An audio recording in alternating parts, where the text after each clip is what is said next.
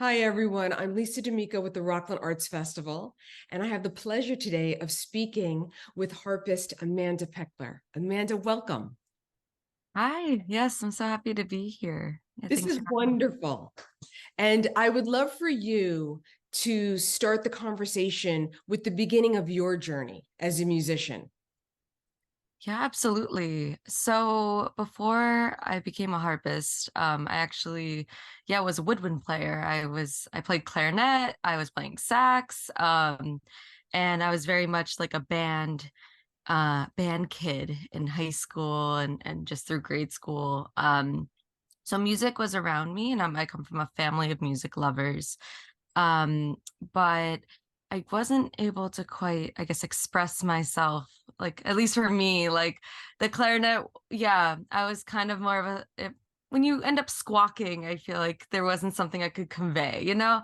So, and also, I mean, I was playing jazz and I taught myself, yeah, like alto sax because they kicked the clarinet players out of jazz bands. So, I had a love for what music could do for people and for myself, but I felt like something was sort of missing. And so fast forward to I was in high school and I grew up here in Rockland County. Went to North Rockland High School, and we would have these coffee houses that were really special because different people, usually it was mainly music heavy, people, yeah, would be performing. And I remember I was like a freshman. I saw a girl up there. She had like a little ukulele and she was just so cool. There was something about the whole image or just the power, I think, of being, I don't know, there is something about, I think in general, being a woman with an instrument commanding a room. And so yeah, I just started thinking about what are other instruments that were different from my own. And I went down this rabbit hole on YouTube where I ended up finding this harpist over in the UK who was doing alternative rock covers.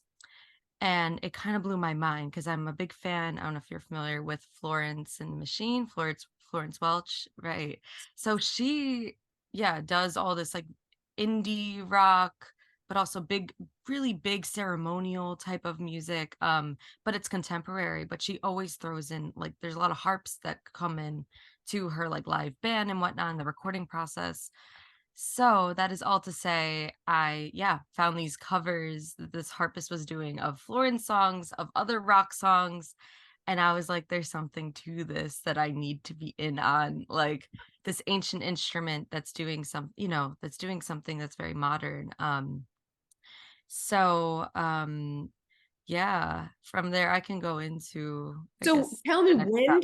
when, so you got the bug, right? So That's you, about yeah. exactly. And how long did it take for you to really um, become a harpist? When did you get your first harp? And also, I think me being a novice, and I'm sure a lot of the people listening don't know much about music or the harp. Where do you get a harp? And how does that? I mean, I've never Right. been in a music store where I saw a harp for sale. It seems like Yeah. you said, an ancient and just such a sacred instrument that the creation of it feels very special. Yeah, absolutely. Yeah, I mean, even at the time, like I didn't come from a family where there was like, sometimes people will start very young and there's just like a harp running that's just passed down. There's one just in the home, or it's just like they get started. Yeah, so they're kind of in this world. So I wasn't in that world at all. And yeah, so essentially what happened. And also, I mean, there's a huge barrier to entry because like some places won't be willing to teach you, like give you lessons without you having one. But that's an incredible investment before you're ready to, dive in. And so I was very fortunate that yeah, well, I mean, yeah, so I got the bug. This was like the beginning of high school. It wasn't until maybe a year and some change later that I actually finally got like matched up with this lovely lady. Her name's Barbara Benary, who lived like 10 minutes from me. Yeah, like up in the boondocks within like kind of Stony Point, North Rockland area. And yeah, she was willing to teach me without me having my own. It was funny even for her, like she's been playing, she originally was a violin player, And then she was about, I believe if she's listening, she might be like, "Oh, you got my age wrong." But I think at the time, my perception in high school was like, I think she was like 80. So when she was like 40 was when she started her harp career. So for her, she didn't see herself as like a main harpist, because she really spent, over half of her life on one instrument. But that's still a lot more years than a lot of us have doing anything. So um, yeah, so essentially she gave me this lap harp, which felt like it was made out of almost like rubber bands, but she lent it to me so that I could learn. And she had a larger lever harp. Yeah, that I was able to, do while I was doing lessons with her to actually know, like, does this should I be doing this? And yeah, I so that's when I actually Did was it gaining feel, talent. did it feel like, were you bonded with that instrument right away? Yeah. Oh, you Yeah, were. it was really special. I think is like, especially when it comes to, for me as a musician, also I am a multimedia artist and I do story like spoken word before I kind of entered my music world, but expression's really important to me.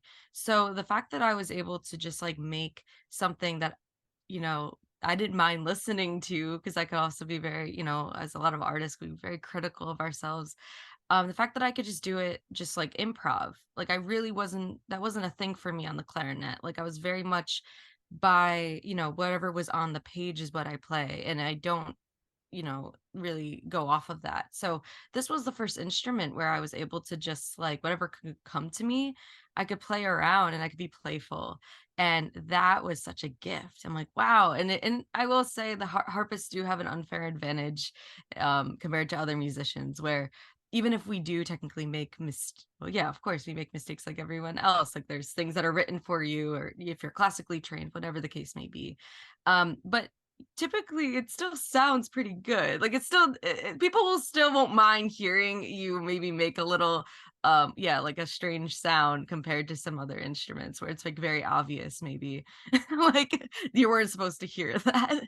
Um So yeah, you went from really from mastering wind instruments to string. I mean, you became almost, I mean, is a harp considered a percussion instrument? it's very much a string. It's definitely a string instrument. Yeah. But it Was can that kind difficult for yeah. you at all, or it just was a Yeah. natural transition? Well, that part, I think the connection felt right, natural and intuitive, but the actual technique was not. That was very, it's like you really are rewiring your brain. Because also like for yeah, the musicians out there, like I wasn't working with like bass clef. So if you're like a piano player, you have a right hand and a left hand. So similar for harp. But I didn't have to do so much multitasking as a clarinet player. It's just like what's there is what I play, and there is some different technique and whatnot happening. But with this, it's like um yeah, it's a little bit like what's it called? Like, you're tapping your head, rubbing your belly at the same time. Yeah, because like you're building muscle memory. Uh-huh. Um, yes, you have to do a lot of things to get your fingers, and I kind of have small hands, but you have to there's a lot of memorization that goes into it. And also poise. In the midst of doing something that is pretty technical, I've learned over the years working with different people, and I had an amazing harp teacher in college. Her name is Elizabeth Huntley, where yeah, she taught me so much of the things that like I didn't exactly know when I was younger, Mhm. of like yeah, how everything from like the pinkies out, and even though you might be doing something really hard and you're being very hard on yourself, um you can't let the people know that like you're here. And she has this line that has stayed with me forever, and I carry it with me outside of just music. But she said, it's about making something beautiful, not perfect. um yeah. That I have to tell you, that kind of applies to all artists of every medium of every, I mean, that's everything. That's dance, that's the visual arts. I mean, Yeah. my goodness. Yeah, You anyone know, creating, yeah. teachers, I hope teachers realize what a profound effect they have on their students.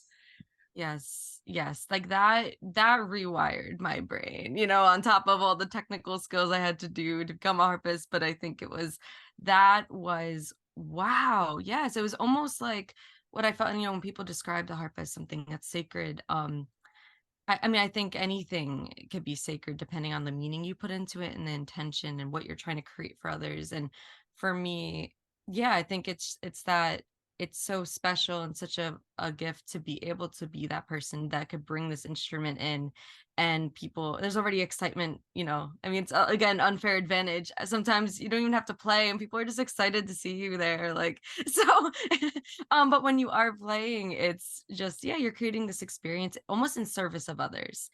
And so I had to reframe, even maybe, yeah, whatever could do it, whatever helps you get out of that perfectionism. But it was almost that, like, I'm doing a disservice to people around me. It's almost selfish for me to make it known that I made a mistake, or I'm unhappy with, like, that one little detail, and that disrupts, this, like, this, Right. yeah, This you're beautiful popping the flow bubble of for everybody. energy. Absolutely. Yeah, the flow of Yeah. that. Yeah, I want to ask you some technical questions about the harp. sure. Only because I mean, it's a massive instrument in size. Um, Give me the basics. How many strings? It's not like a guitar. I mean, it looks to me like there's at least like 30, 40 strings on a harp. Yeah, definitely. So depends. There's a lot of different size harps. Right. I recently got, which was a game changer, a travel size harp. Yeah, so that one has like 27 strings. Mm. So that one, yeah, and I could fit it into, if people have seen me, around Nyack, like, yeah, it allowed me to do a lot more jam sessions and open mics and whatnot, because I could just stick it on my back and be on my way, which is like amazing, like so mind blowing. Because my other harp, which isn't as big as, the ones you might see in like Radio City Music Hall, or these like massive pedal harps. So I have a lever harp that has 38 strings. That's a lot of strings. Still a lot of strings, especially when you have to replace them and maintain them and buy strings, and yeah, it's a lot. And yeah, and basically that's like, I mean, I'm about like, 5 foot and some change, or or so, but it's like the size of me. And you definitely need a vehicle to transport that. It comes with, yeah, like, it comes with a lot more, just like maintenance and work and love and care. um but at least for me, those are two harps I have. It's funny when we speak with, or at least I'm on this, yeah, like, there are harpist Facebook pages where we all congregate and, you know share resources with each other and ideas, and just secret support from one another. But the people who, yeah, there's some harpists where they have their herd of harps, and they have like five or so harps, and they're also harp teachers, so they'll lend out their instruments to others. But yeah, but it's kind of a funny thing. It's almost like when people get the bug, they might end up suddenly with like five harps in their home. So Do you have any advice for anybody who's considering the harp? Like what would be, your best advice for them? yeah, I mean, I think it's do your research. Yeah, as far as what kind of sound and what kind of harp you want, because there are a lot of different kinds. Or at least it depends on the brand, depends on the type of wood. Like, things are just gonna have a, yeah, different sound, if you depending on also what you want it for. Because I think, yeah, I mean, there's also electric harpists, there's Are electric there acoustic. really? Yeah, like, there's a lot once you, like, open up that world, there's a lot there. So I think, like, doing your research, talking to people, yeah, if you're someone local, or if you want to, like, speak to someone like myself, like, I'm always happy to speak with people. um yeah, because I think anytime there's something that's just like that big investment and that big leap, and I guess I do want to say, at least for me in my journey, I got really fortunate that, I bought mine used from a family, that was willing to give me a really good deal, because harpist could be, yeah, I mean, I use essentially my savings account money from my library job in high school. So yeah, like, I'm so glad I didn't really have. So maybe a piece of advice is, you kind of have to be a little bit, like, don't be afraid to seem a little bit out of your mind to get started.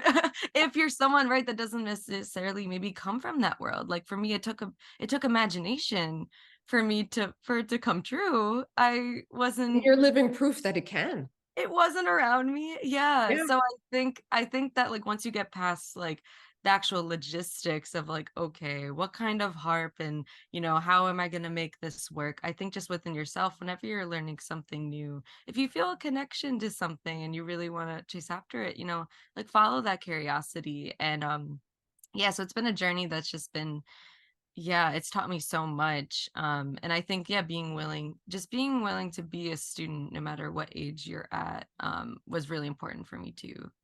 I have one last question. Sure, yeah. You had mentioned earlier that you really play jazz.